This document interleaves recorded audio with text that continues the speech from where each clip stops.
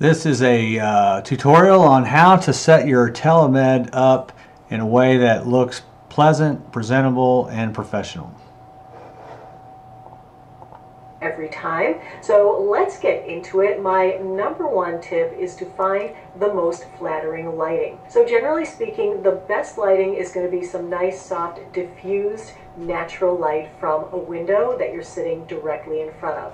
Any light that's coming from above you, from the side, from the back, is not going to be that flattering because it's going to cast a lot of shadows, or it's going to backlight you and put you all in shadow. But if you're going to sit by a window, you want to make sure that you're not going to sit in front of a window that gives you full-on direct sunlight, because then it's just too bright and it will blast you out. If it's a business situation, the lighting may be more limited, because if you've been working from home previously and you have a home office, then you may be limited to just what is available in your home office, whether you have a window or not, and whether you have room to have any other supplemental lights. Now, if it's a FaceTime kind of situation, you can take your phone anywhere in your house and go around looking for the best possible lighting. So I'm going to show you the blogger's phone trick for finding the best lighting, and this will apply both to FaceTime calls and to Zoom business calls with your laptop. But instead of dragging your laptop around the house, you're going to find the best lighting using your phone to start, and then set up your laptop in that area. So let me grab my phone and show you how to do that now. All right, when you're looking for the most flattering light, the best way to do it is to walk around your house with your cell phone, turn the camera around so it's facing you, and just watch your face and the shadows as you move from different lighting situations. So right now I'm faced into kind of a dark corner with light behind me and coming from this direction over here. So as you can see, this side of my face is light, but it's casting a lot of harsher shadows on this side of my face, which is not necessarily going to be the most flattering. So you'll notice as I turn this way towards the window, the light becomes much more flattering, but I'm still getting some pretty big shadows on this side of my face. So this isn't the ideal perfect light, but it's definitely better than what I just showed you. All right, now I'm standing underneath an overhead light, and as you can see, it casts a lot of shadows down, and so again, this is not the most flattering light. Just moving over to here, this is a pretty flattering light because it's not casting any harsh shadows. Now, fortunately, my family room has windows on all three sides, so it makes it easy to have even lighting all around. So ideally, this would be the perfect room to do my FaceTime calls or my video conferencing calls. This corner that has windows on both sides, that's going to be the perfect lighting situation. But sadly, the weather doesn't always cooperate, and sometimes you need to brighten up your shot, in which case you can just grab a lamp from anywhere in your house. It can be a task lamp from a desk, or I have like a bedroom lamp here. You're always going to set that up on the other side of your laptop so that it's shining directly at your face so that you look better in the video. So that's one option. Another option, if you're going to be doing this a lot and you don't have a window, is to get a small ring light. This is the one that I've had for a couple of years. It has a dimmer switch, so you can put it on just for a little bit of supplemental light like this, or you can really turn it up and blast the whole thing out.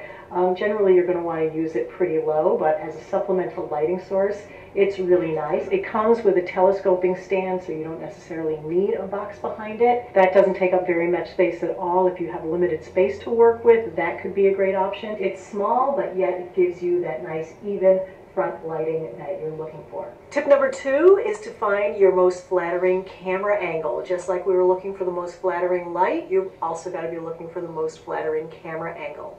Now, I find that the worst camera angle is always from below.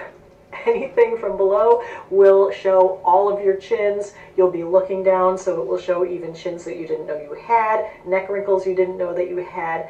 The goal with video is that you want to kind of be looking slightly up into the camera. That makes you lift your chin up slightly, and it also helps to keep your eyes a little bit more open. So let's go out into my little setup again, and I'll show you some simple ways that you can set your laptop up or set your phone up a little bit higher so that you look a little bit better. All right, so here's how I would set up my desk if I was going to be doing a video conferencing call.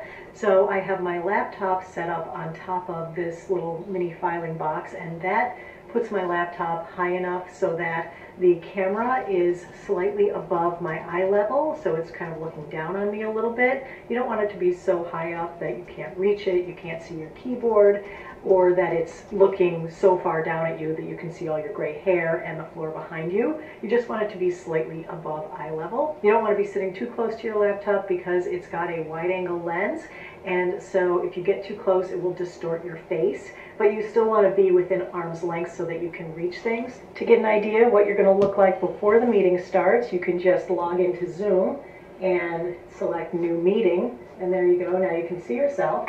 And so I'm a little bit low and off to the right, so if I want a better camera angle, I would center myself first, and then I'll just go ahead and tip the screen down so that I just have a little bit of space above my head, and then I look good. So when I'm FaceTiming, this is the setup that I use. I have this little mini tripod. Of course, I'm a blogger. I've had that for years, but it is one of the best things that I've ever purchased because you can put the legs together and then it's a handle, and that's even more comfortable than holding your phone in your hand if you're going to FaceTime. But the solution for those of you who aren't going to spend the money on the little tripod or don't have one already is to just use a mug that you might have already in your house. This only works if you have a pop socket on the back of your phone like I have here. All you have to do is take a coffee mug, set it up on top of a box so that, again, your lens is a little bit higher than eye level.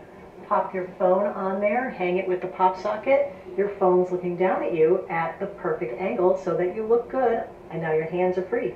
All right. Tip number 4 is to keep the distractions to a minimum. So you want to keep your background neat and tidy. It can be, like you saw before, a full wide angle of a room, but everything behind you should be tidy. If it's a tighter shot like this, where you're in your office and there aren't going to be any distractions, that's probably the best way to do it, is to kind of try to have a dedicated room where you can keep one area tidy. So if I turn the camera around and showed you what I'm looking at, it's a mess. I really need to do an office cleanup, but I keep this one area super tidy because this is my filming area, and I know that it always has to be neat so I can sit down any time of day or night and film a video. Same thing, if you get called into a meeting suddenly, you don't want to have to be scrambling to clean up your filming space. So keep your filming space nice and neat. Another distraction is when people are staring at themselves in the monitor instead of looking at the people that they're supposed to be talking to. You know, if it's a Zoom call, there's like 6 or 8 little images and you can see everyone, and you're kind of trying to look at everything and look at your computer, but it helps if you look into the lens. So learn where the camera is and try to look directly into the lens instead of off to the side over there. Try to keep the distractions of playing with your hair, touching your face, itching your nose, sticking your finger in your ear to a minimum, okay? No one wants to see that. It can be annoying, it can be gross. Another distraction that you're going to want to try to minimize are noise distractions. So good, helpful information. We tried to shorten it as much as possible, and look forward to seeing what you guys come up with. Thank you.